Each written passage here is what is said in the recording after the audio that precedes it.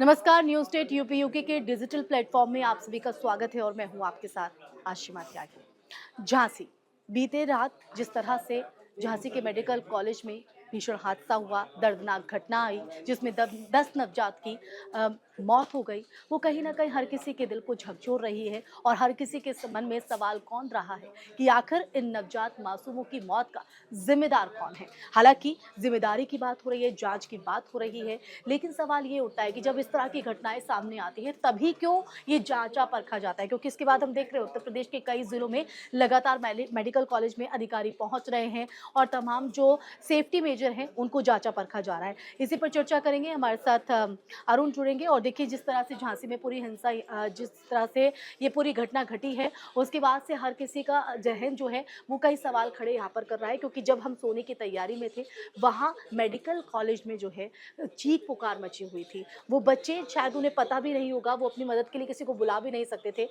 जिनमें से 10 बच्चों की नींद की मौत सुला दिया गया। लेकिन सवाल ये है अरुण कि आखिर इसका जिम्मेदार कौन है? जवाबदेही किसकी होगी? बिल्कुल, ये बेहद दुखद घटना है, ना सिर्फ़ पूरे उत्तर प्रदेश के लिए बल्कि पूरा देश जो है इससे झकझोर दिया है इस घटना ने। तो हुँ। सवाल देखिए सबसे पहले यही उठता है कि ज़िम्मेदारी किसकी है, जहाँ वहाँ का प्रबंधन है या फिर प्रशासन था।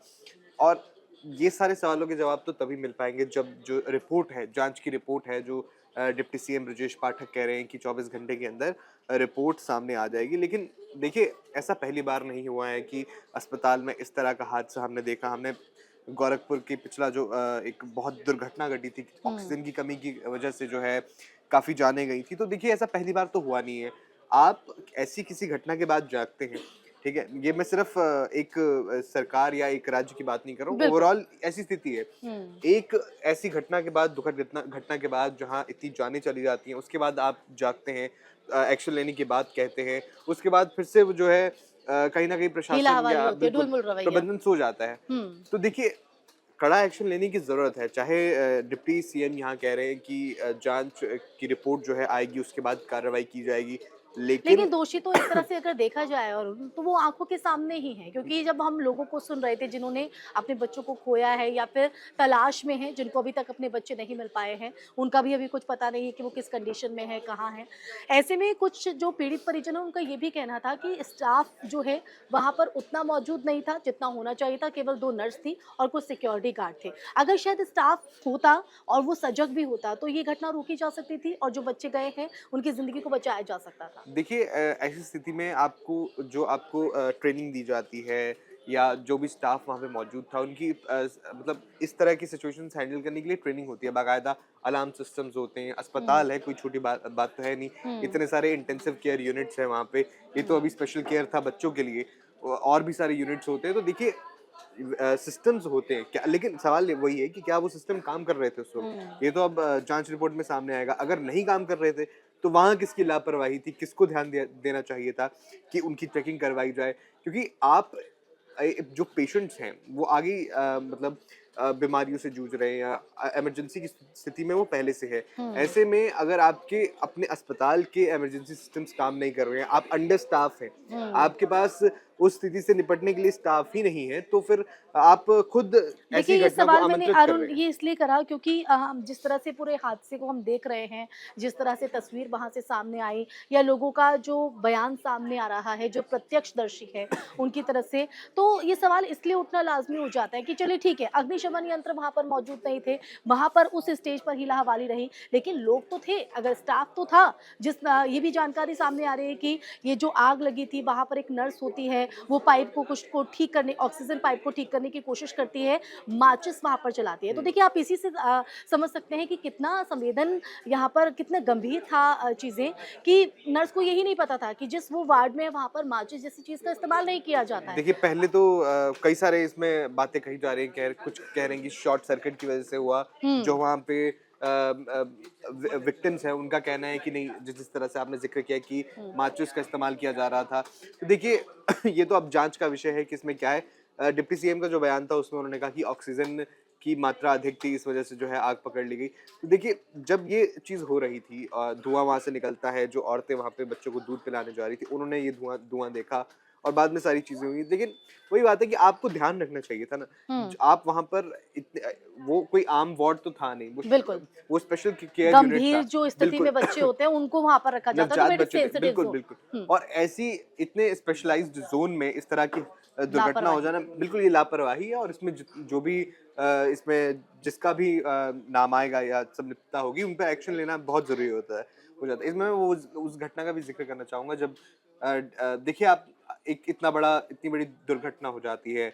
अब जब डिप्टी सीएम वहां पर दौरा करने आते हैं तो किस तरह से रवैया अपनाया जाता है, बाकायदा सफाई होती है, फिर चूना जो है जो डाल दिया वीवीआईपी में एक मैनेजमेंट करते हैं मूवमेंट को लेकर, वो वहां पर किया हालांकि जाता है। डिप्टी सीएम की ओर से इस बात की निंदा की गई, और जब सोशल मीडिया पे वायरल हुआ और विपक्ष की ओर से लगातार इस पर घेरा जाने लगा डिप्टी सीएम को, तो उन्होंने भी निंदा की कि इस तरह से नहीं होगा। और आप देखिए जिसने भी ये किया है उस पर कार्रवाई होनी चाहिए।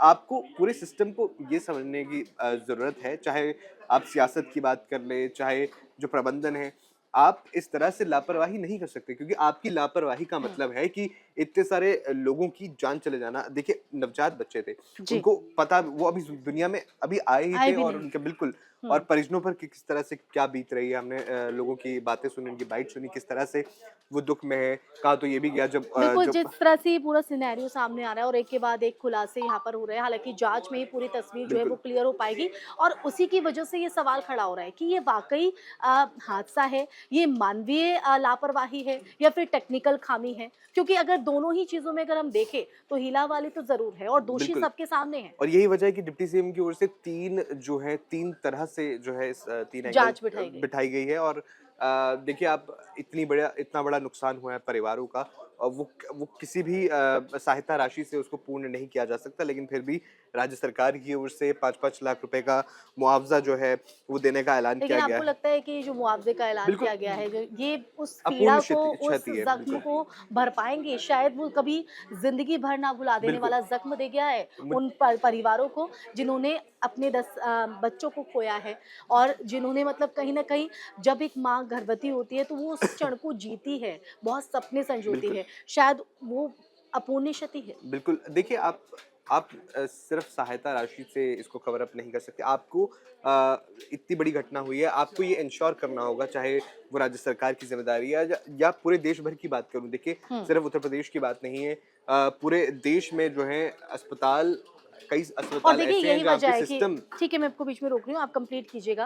लेकिन देखिए अब मैं जिस तरह से पूरी घटना आई है, अभी मैंने अभी लाइव बुलेटिन करी थी, तो उसमें भी मैंने देखा, नोएडा की बात करें, बागपत की बात करें या बस्ती की बात करें, तो कई जगहों पर अब जो है सतर्कता बरती जा रही है। अधिकारी उतर रहे हैं, मेडिकल कॉलेज का रुख कर रहे हैं, वहाँ पर चीज़ों को जाँच परख रहे हैं। लेकिन अगर ये सब चीज़ें पहले हो जाएँ, तो शायद ये तस्वीर ना नज़र आए और उन दावों पर भी एक बड़ा प्रश्न चिन्ह ना खड़ा हो जो स्वास्थ्य महकमे करता है, या चाहे शासन के तौर पर या प्रशासन के तौर पर। बिल्कुल, ये तो हमने हर मामले में देखा है। जब भी इस तरह से कोई दुखद घटना सामने आती है, तो प्रशासन जो है या ख़ास तौर पर जो अधिकारी हैं, वो जाग जाते हैं।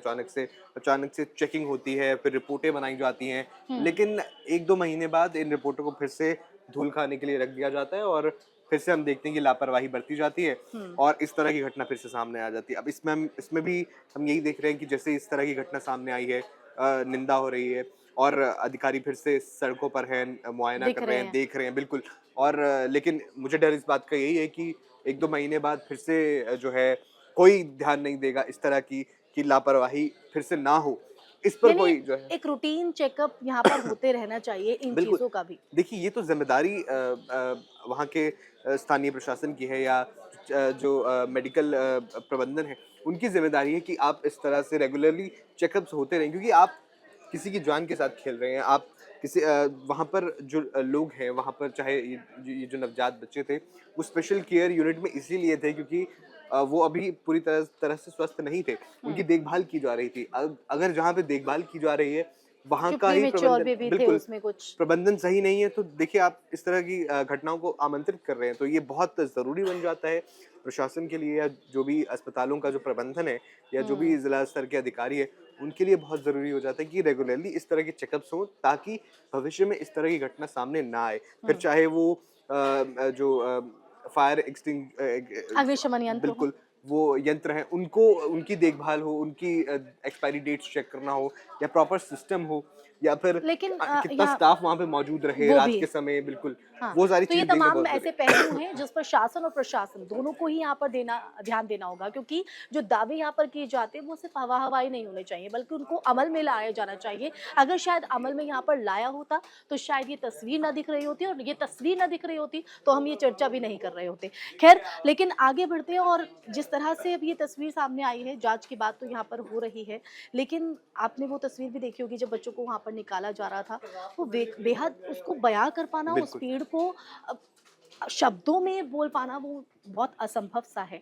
ऐसे में आपके नज़रिए से आपको क्या लगता है कि क्या खामियाँ यहाँ पर रही हैं, और वो जो खामियाँ रही हैं उनको दूर करने के लिए शासन हो या प्रशासन स्तर पर क्या कुछ यहाँ पर मेजरमेंट होने चाहिए, ताकि इस तरह की तस्वीर दोबारा ना देखने को मिले? सबसे पहले तो मुझे लगता है यहाँ पे हादसा जो ये हुआ है, इसके कारण का पता लगाना बहुत ज़रूरी है। जो भी वजह रही इस हुँ, हादसे की, उसको दूर करना, कि आगे इस तरह के हादसे ना हो। अगर अगर जिस तरह से आरोप लगाए जा रहे हैं कि मैच स्टिक का इस्तेमाल हुआ, माचिस का इस्तेमाल हुआ चेक करने के लिए इक्विपमेंट को, तो या फिर शॉर्ट सर्किट की बात की जा रही है, तो हुँ। वायरिंग प्रॉपर हो, या फिर जो स्टाफ है उनकी ट्रेनिंग इस तरह से हो कि इस तरह के ऐसी हादसे स्थिति हो तो बिल्कुल फिर वो तुरंत जो भी जांच के बाद जो भी रिपोर्ट निकल कर आती है, सिर्फ उसको धूल खाने के लिए ना रखा जाए, हुँ, बल्कि उस पर एक्शन लिया जाए, और ये एज अ सबक आगे जो है दूसरे अस्पतालों में, इसी अस्पताल में या दूसरे, ना सिर्फ यूपी में बल्कि पूरे देश में बिल्कुल इस तरह से जो गाइडलाइंस है वो सेट की जानी चाहिए, और स्टाफ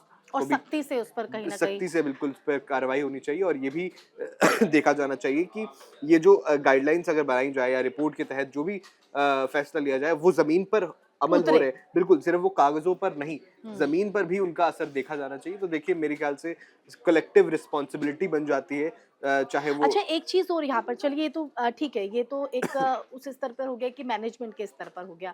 लेकिन लोगों का ये भी कहना था कि जिनके बच्चे थे वही बचाने के लिए भाग खड़े हुए। लेकिन जो वहाँ पर स्टाफ नर्स मौजूद थी उनमें से एक नर्स थी जिसने कोशिश की बच्चों को बचाने के लिए, लेकिन बाकी लोग जो हैं वो भागते-दौड़ते यहाँ पर दिखाई दे रहे थे। अगर उस स्थिति में भी कोशिश होती उन लोगों की तो ये बच्चे बच जाते। तो ये भी एक प्रशिक्षण इनको देने की ज़रूरत है, इनको समझाने की कोशिश होनी चाहिए कि जो ऐसी सिचुएशन आती है उस सिचुएशन में पैनिक करने के बजाय बिल्कुल कामली उस चीज़ को जो है हैंडल करना चाहिए, क्योंकि उनकी ज़िम्मेदारी है। बिल्कुल वही मैं कह रहा हूँ कि आपको इमरजेंसीज के लिए भी अपने स्टाफ को इस तरह से ट्रेनिंग देनी चाहिए कि हुँ, इस तरह की जो इमरजेंसी वाली सिचुएशंस होती हैं, उनको कैसे टैकल किया जाए और मैक्सिमम लाइव्स को कैसे सेव किया जाए। देखिए, ओवरऑल एक सिक्योरिटी क्राइसिस मैनेजमेंट के दायरे में आता है, और वो मुझे लगता है कि उसकी ट्रेनिंग बहुत ज़रूरी हो जाती है, खास तौर पर ऐसी स्थिति में, ऐसी जगहों पर हुँ। जहाँ पर आप स्पेशलाइज्ड केयर में बच्चे हैं, या फिर जो मरीज़ हैं उनकी देखभाल ज़रूरी है। तो देखिए,